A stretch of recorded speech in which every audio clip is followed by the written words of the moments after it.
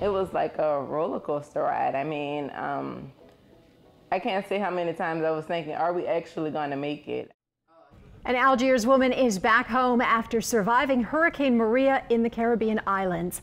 Good evening, I'm Karen Swenson. And I'm Natalie Shepard. Well, last week we talked to the woman's family who hadn't been able to reach her for days.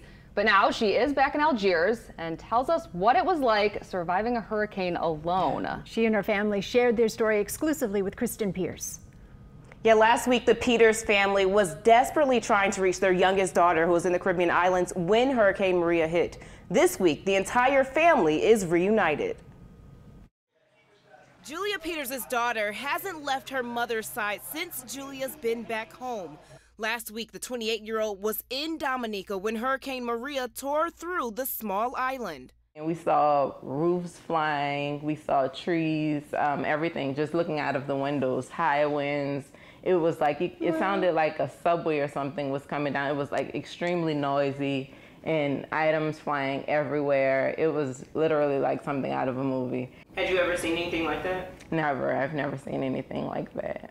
The Ross University medical student was in Dominica studying to become a doctor. She says she was stranded on the island and unable to get in touch with anyone for days. Julia snapped these photos, but say as powerful as these images are, the destruction in person was much more terrifying.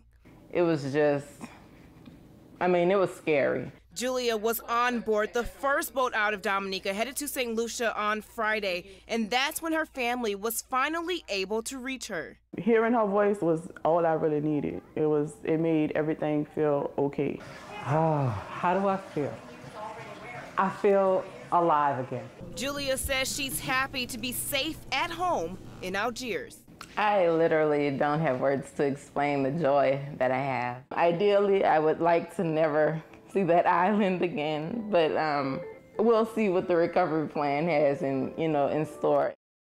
And according to Ross University, there will be no classes for the next 2 weeks as the university tries to find a location for students to resume their medical education. But wherever classes pick up, Julia's going to have a hard time leaving her daughter because her daughter, Jayla, did not leave her lap the entire time we were there. Oh, well, that is understandable, Kristen, and so glad that she is home safe and sound. Thank you very much.